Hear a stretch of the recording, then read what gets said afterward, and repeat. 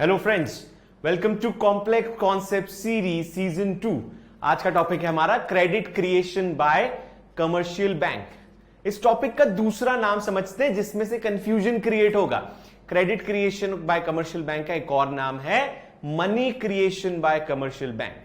तो बात समझना, हम सबने बहुत बार पढ़ा हुआ है कि करेंसी जो है वो आरबीआई प्रिंट करता है, और मैं बोल रहा हूं कि मनी जो है वो कमर्शियल बैंक प्रिंट करते हैं। कमर्शियल बैंक इशू करते हैं, क्रिएट करते हैं। प्रिंट तो आरबीआई करता है करेंसी, लेकिन money is created and issued by commercial bank. तो आज यही टॉपिक है, कमर्शियल बैंक कैसे मनी क्रिएट करता है, क्या प्रोसेस होता है, उसको रोका कैसे जा सकता है। इस टॉपिक का थोड़ा सा बेसिक थीम तुम लोगों ने लास्ट कॉम्प्लेक्स कॉन्सेप्ट सीरीज में पढ़ लिया होगा, जहां हमने पढ़ा था credit control instruments by Reserve Bank of India. तुमने एक छोटी सी डेफिनेशन समझी थी मनी की, उस डेफिनेशन को हम एक बार रिकॉल भी करेंगे और आज का टॉपिक समझेंगे। सबसे पहले समझो मीनिंग ऑफ मनी क्रिएशन। तो बहुत सिंपल सी चीज है, एक कमर्शियल बैंक कितनी बार डिपॉजिट में से मनी को क्रिएट करता है, this concept is known as money creation और credit creation by commercial bank. एक कमर्शियल बैंक अपने डिपॉजिट में से बहुत बार मनी क्रिएट कर सकता है। जितनी बार वो मनी क्रिएट करता है उतनी ही टाइम हम कहते हैं मनी या क्रेडिट क्रिएट हुआ। इसी प्रोसेस को हमें समझना है, and this process is known as credit creation और money creation by commercial banks. Topic समझने के पहले एक बेसिक थीम समझते हैं कि आरबीआई की करेंसी के साथ और मनी का कमर्शियल बैंक के साथ क्या रिश्ता है। ये समझ में आ जाएगा तो टॉपिक बहुत इजीली समझ में आ जाएगा। आई होप करेंसी सबको पता होगा। 2 रुपए से लेके 2000 तक का नोट, 1 रुपए का नोट क्योंकि गवर्नमेंट ऑफ इंडिया इशू करता है, सो 2 रुपए से लेके 2000 तक का नोट, ये इशू करने की रिस्पॉन्सिबिलिटी, ये इशू करने के rights reserve Bank of India के पास है। अगर हम 1 रुपए का नोट भी मिला ले, सो इन शॉर्ट सीधी सी बात है भैया, इंडिया में करेंसी जो सिस्टम है वो कहीं और प्रिंट होती है तो reserve Bank of India print करता है या गवर्नमेंट ऑफ इंडिया की तरफ से प्रिंट होता है। उनका काम सिर्फ करेंसी प्रिंट करके देना है, बस। अब बैंक के पास एक करेंसी आती है, बैंक के पास जब करेंसी आती है, हमारे पास जब करेंसी आती है, तो हम जब बैंक में डिपॉजिट करते हैं तो बैंक इस करेंसी से कई बार मनी बना देता है। अब ये मनी का क्या फंडा है ये समझते हैं। सबसे पहले समझो मनी होता क्या है। So money is a virtual thing. Money को हम 2 पार्ट में समझते हैं। पहला, करेंसी इज अ मनी, दूसरा डिपॉजिट के फॉर्म में मनी। ये तो सबको पता है, करेंसी एक मनी होता है, डिपॉजिट समझना। मैं किसी जाके पूछूं कि भैया कितना पैसा है तुम्हारे पास, वो बोलेगा 10,500 रुपए, जिसमें से 10,000 तो अभी बैंक में पड़ा हुआ है, 500 कैश है, 500 ले लो। मैं बोलूंगा बैंक में पड़ा है मतलब कहां, कहीं लॉकर में रखा है, बोलेगा नहीं डिपॉजिट कर दिया था। बोलूंगा प्रूफ दो, बोलेगा देखो लिखा हुआ है पासबुक में। तो पासबुक में लिखा हुआ है मतलब ये जो पैसा है ये वर्चुअल फॉर्म में है, इसका रियल एग्जिस्टेंस कहां है। क्या ये सही में कहीं करेंसी हमने जाके सेव रखी होगी वहीं पे होगी, या जो नोट मैंने बैंक में दिए होंगे वही नोट होंगे? तो आंसर इज नो, वो पैसा नहीं होगा। बैंक ने मुझे सिर्फ एश्योरेंस दिया है कि yes we have your 10,000 rupees. कौन सी करेंसी, क्या करेंसी, उससे तुम्हें कोई मतलब नहीं है। तो मेरा जो पैसा है बैंक में वो कहीं वर्चुअल है, बस लिखा हुआ है।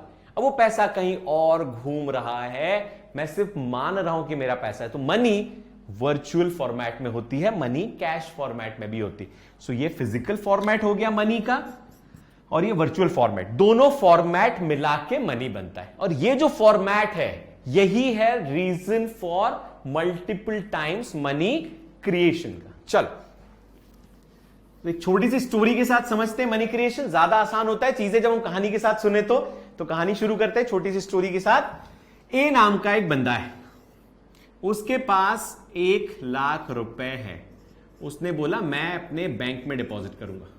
तो ए के बैंक में ए ने 1 लाख रुपए डिपॉजिट कर दिया, एक प्रॉमिस के साथ कि मैं 1 साल तक पैसा नहीं निकालूंगा। ए ईमानदार आदमी, ए ने बोला मैं कोई पैसा नहीं निकालूंगा, मेरा बैंक से अच्छा रिश्ता है, ये पैसा आपके पास रहेगा, इसको सेफ रख दो, जब तक रखना है तब तक रखो। तो बैंक ने बोला ठीक है मैं तो सेफ रखूंगा, लेकिन बैंक थोड़े चालाक। बैंक ने बोला हम तो कमर्शियल बैंक हैं। कमर्शियल बैंक का मतलब जो बैंक कमर्शियल एक्टिविटी करे, उनका काम है डिपॉजिट एक्सेप्ट करके एक को इंटरेस्ट देना, लेकिन वो जो डिपॉजिट है उससे इंटरेस्ट इसलिए दे पाते हैं कमर्शियल बैंक क्योंकि वो उसी डिपॉजिट में से लोन देंगे। अगर वो लोन नहीं देंगे, so there is no source for the bank to earn revenue. Bank का रेवेन्यू तो इंटरेस्ट ही होता है, तो बैंक क्या करेगा, उस लोन को, इस पैसे को कहीं और लोन पे देगा। इसे ही commercial activity of the bank कहते हैं, प्रॉफिट अर्निंग एक्टिविटी। ठीक है, तो बैंक में डिपॉजिट कर दिया और प्रॉमिस कर दिया कि मैं नहीं निकालूंगा। तो ए के पास कैश, ए के पास मनी कितना है, 1 लाख रुपए है मनी, उसमें से ए बोल रहा है मेरे पास 1 लाख रुपए।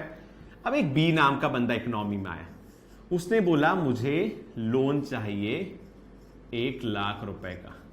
बैंक ने बोला ठीक है हम दे देंगे, लेकिन तुम्हारे ऊपर भरोसा नहीं है, तुम्हें हम कैश लोन नहीं देंगे, हम तुम्हें लोन देंगे दूसरे तरीके से। कैसे तरीके से, तुम ये बताओ तुम्हें लोन से करना क्या है। तो बी ने बोला मुझे लोन से करना है, मुझे बाइक खरीदनी है, एक अच्छी बाइक मैंने देखी, मुझे बाइक खरीदनी है डीलर से जाके। सो बैंक ने बोला ठीक है डीलर का नाम बताओ। तो बी ने बोला डीलर का नाम है सी नाम का डीलर है। तो जो सी नाम का डीलर है, बैंक ने बोला ठीक है हमारे पास ए हमारा दोस्त है, ए का पड़ा हुआ 1 लाख रुपए, हम ये उठा के दे देते हैं सी को, तुम्हारे नाम पे देंगे, लेकिन चढ़ेगा तुम्हारे नाम पे, लोन तुम्हें ही वापस करना है, लेकिन सीधे डी के अकाउंट में डाल देते हैं, क्योंकि तुम पे भरोसा कम है, तुम पैसा लेके भाग सकते हो, तुम बाइक नहीं खरीदोगे कुछ और खरीद लोगे, इसीलिए। तो सीधे पैसा किसके अकाउंट में आ गया, सी के अकाउंट में। तो सी के अकाउंट में कितना रुपए आ गया, 1 लाख, बी ने खरीद ली बाइक।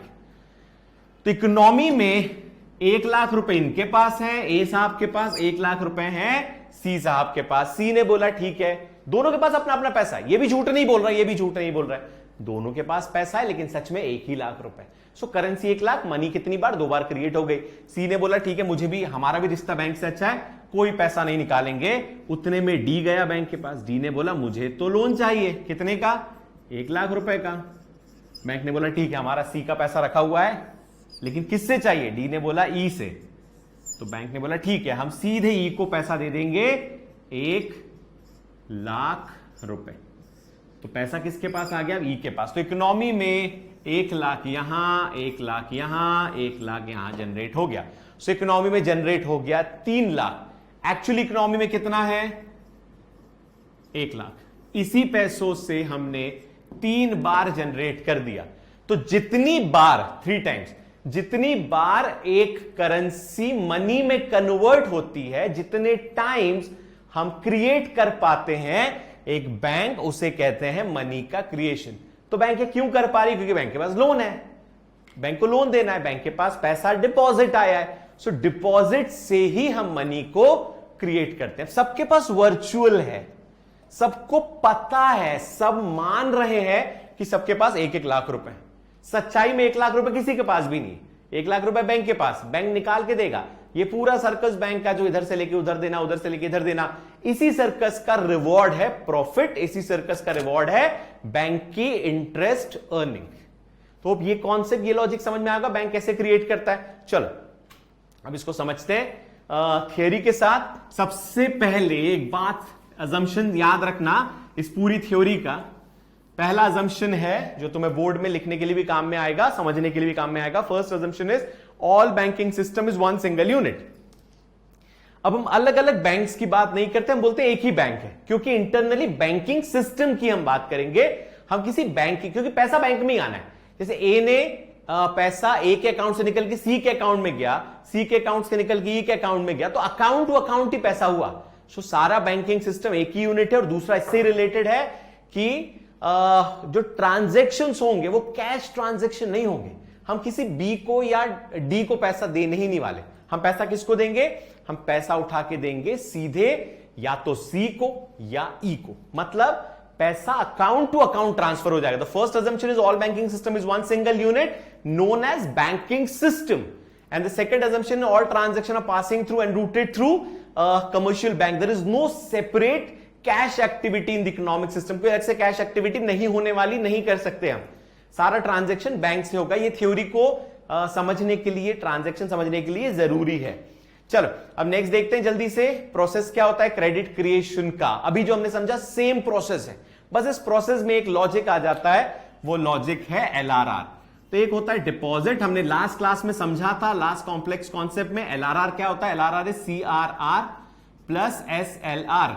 सीआरआर इज एक हिस्सा कमर्शियल बैंक का, कैश का, लिक्विड एसेट का, जो उससे रिजर्व बैंक ऑफ इंडिया के पास रखना होता है।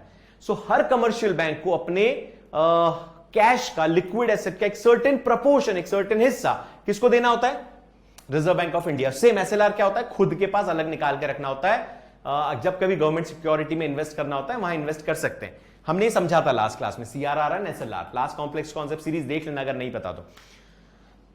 ये दोनों मिला के कहलाता है LRR, लीगल रिजर्व रेशियोज।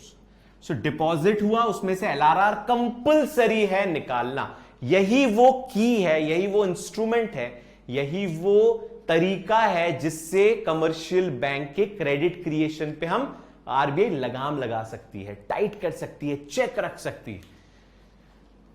तो बचा हुआ हिस्सा वो लोन दे देंगे। सपोज डिपॉजिट हुआ 100 रुपए, LRR कंपल्सरीली 20% है, तो हम क्या करेंगे, 20 रुपीज निकाल के हम या तो कमर्शियल बैंक अपने पास रख लेगा और कुछ हिस्सा बैंक RBI को दे देगा। ये कंपल्सरी निकाल के रखना है। इसके दो हिस्से होंगे, अगेन बता देता हूं, CRR प्लस SLR मिला के 20 रुपए निकाल के हमने अलग रख दिया। तो बैंक क्या करेगा, 80 रुपए पूरा उठा के लोन दे देगा। बैंक जितना लोन दे सकता है उतना लोन देगा, क्योंकि लोन ही बैंक के लिए प्रॉफिटेबल एक्टिविटी है। डिपॉजिट कभी प्रॉफिटेबल एक्टिविटी नहीं होती, लोन ही तो है जिसको हमें देना है। अभी लोन दिया तो किसके अकाउंट में जाएगा, लोन मतलब कैश थोड़ी जाएगा। तो जैसे ही लोन दिया वापस से बैंकिंग सिस्टम में 80 रुपए आ जाएंगे। यानी जरूरी है, क्योंकि लोन देने का मतलब ही है किसी के अकाउंट में पैसा आना। तो पैसा आ गया 80 रुपए। अब जैसे ही 80 रुपए बैंकिंग सिस्टम में आया, बैंकिंग सिस्टम क्या करेगा, उसमें से फिर से 20% निकाल के अलग रख देगा और 64 लोन दे देगा। 64 जैसे ही लोन देगा फिर किसी के अकाउंट में आना ही है, क्योंकि लोन इज ऐसे समझना, loan to a person is deposit in another person. एक पर्सन का लोन विथड्रॉल दूसरे पर्सन का डिपॉजिट बनना ही बनना है, क्योंकि विड्रॉल होने का मतलब है यहां से निकला वहां चला गया, बीच में कोई ट्रांजैक्शन नहीं है। सारे ट्रांजैक्शन बैंकिंग ट्रांजैक्शन ही होने वाले हैं। तो ये प्रोसेस हो गई। तो अब ऐसा समझना कि ये चलता रहेगा, कहीं जाके टोटल मनी क्रिएट होगा।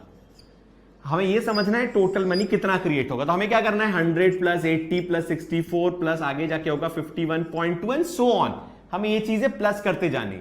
अब प्लस करते करते करते करते कहां तक प्लस करोगे, तो इसका एक फॉर्मूला है, बस हमें वो फॉर्मूला समझना है। ये चीज समझ में आ गई, कितनी बार मनी क्रिएट हो रहा है। तो ये डिपॉजिट से मनी क्रिएट होता जा रहा है। इसका लॉजिक क्या है, इतना ही क्यों हो रहा है, क्योंकि LRR इतना है, तो ये इतना है और ये लोन इतना है, तभी इतना हो रहा है। इसमें से कुछ भी चेंज होगा तो ये चेंज हो जाएगा, वो बाद में समझेंगे हम।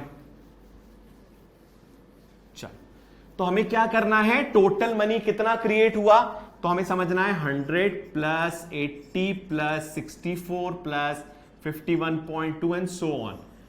तो रादर देन इस प्रोसेस को हम फॉलो करें, हम एक छोटा सा फॉर्मूला यूज करते हैं। फॉर्मूला इज, टोटल निकालने के लिए initial deposit multiplied by money multiplier. ये फॉर्मूला लिखो सब लोग याद से, initial deposit multiplied by money multiplier. Money multiplier क्या है, मनी मल्टीप्लायर इज जितनी बार एक कमर्शियल बैंक क्रिएट कर पाता है, जैसे हमारे एग्जांपल में 3 टाइम हुआ था, वैसे ही जितनी बार एक कमर्शियल बैंक मनी को क्रिएट कर पा रहा है। और मनी मल्टीप्लायर का फॉर्मूला है MM का 1/LRR, 1 लीगल रिजर्व रेशियो। हमारा LRR था 20%, मतलब 0.2, 1 के कंपैरिजन में 20% 100 के कंपैरिजन में होता है। सो 1 के कंपैरिजन में कितना हुआ, 0.2। सो हमारा टोटल डिपॉजिट होगा, इनिशियल डिपॉजिट था 100 मल्टीप्लाइड बाय 1/0.2। 100 कहां से आया, हमारा सबसे पहले डिपॉजिट 100 हुआ। 0.2 कहां से आया, हर बार हम 20% पैसा LRR में रखते हैं। तो 100 मल्टीप्लाइड बाय 1/0.2, टोटल डिपॉजिट हो जाएगा 100 मल्टीप्लाइड बाय 5, मतलब 500। तो यहां कितना अमाउंट आने वाला है, इक्वल्स टू 500। ये क्रिएट होते होते कितना क्रिएट हो जाएगा, 500 रुपए। सो 100 रुपए के डिपॉजिट से कमर्शियल बैंक ने 500 रुपए क्रिएट कर दिए। अब सोचो, अगर ये 20% ना होके ये 20% नहीं होता, ये होता 50%, मतलब हमने ज्यादा पैसा डिपॉजिट में निकाल लिया। तो ये अगर 50% होता LRR, तो जो लोन का अमाउंट है वो भी 50% ही होता।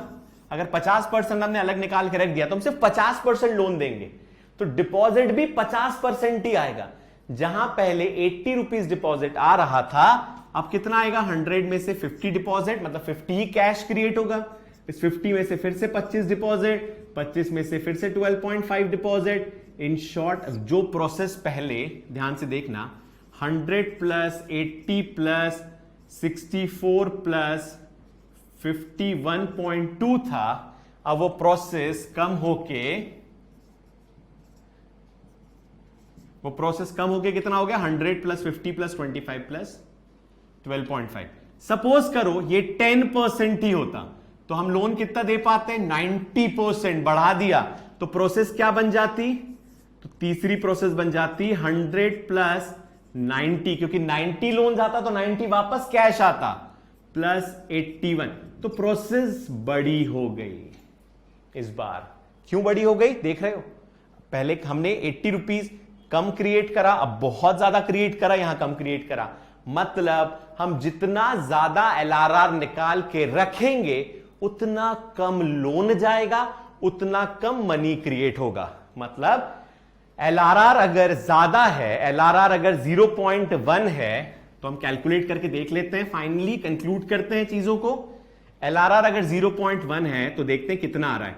100 मल्टीप्लाइड बाय 1/0.1, ये हुआ टोटल डिपॉजिट। मतलब 100 मल्टीप्लाइड बाय 1/0.1 का मतलब होता है 10, मतलब 1000। अगर एलआरआर 0.1 है, 10% है, तो मनी कितना क्रिएट होगा? 10,000। दूसरा, एलआरआर अगर total deposit equals to 100 multiplied by 1/0.5, अगर हम 0.5 से कैलकुलेट करें तो टोटल डिपॉजिट हो जाएगा 100 मल्टीप्लाइड बाय 2, 1/0.5 मतलब 2 इक्वल्स टू 200। तो एलआरआर ज्यादा, मनी मल्टीप्लायर कम, वैल्यू ऑफ टोटल डिपॉजिट कम। एलआरआर कम, वैल्यू ऑफ टोटल डिपॉजिट ज्यादा। सो एक स्टेटमेंट तुम लोग हमेशा याद रखना, higher the LRR, lower would be the money multiplier and lower would be the total deposit creation, money creation by commercial bank, and lower would be the LRR, higher would be the total deposit and money multiplier in the commercial bank. जितना कम LRR होगा उतना ज्यादा create, जितना ज्यादा, तो commercial bank की यही activity को कंट्रोल करता है reserve Bank of India by increasing और डिक्रीजिंग एलआरआर ड्यूरिंग इन्फ्लेशन और ड्यूरिंग डिफ्लेशन। यही है पूरा प्रोसेस ऑफ मनी मल्टीप्लायर। इसको लिखना कैसे, इसी प्रोसेस को तुम्हें समझाना है अपनी लैंग्वेज में कि this are suppose to write the answer. Hope यहां तक चीजें समझ में आई होगी। कोई भी डाउट होगा तो you have two option to ask the doubt. First is on our Telegram channel, you can ask doubt, तुम्हें नीचे लिंक पे मिल जाएगा टेलीग्राम चैनल वीडियो के डिस्क्रिप्शन में। प्लस तुम लोग वीडियो में भी कमेंट करके अपने डाउट्स पूछ सकते हो। In both the ways you will get your answers of the doubt. Next time आगे और पूरी कॉम्प्लेक्स कॉन्सेप्ट सीरीज को वॉच करने के लिए और नोटिफिकेशन के लिए बेल आइकन जरूर प्रेस करना, तुम्हें नोटिफिकेशन आता रहेगा। I am Lokesh Mule, I am one of the founders of Commerce Edge. Thanks for watching this video. Thank you.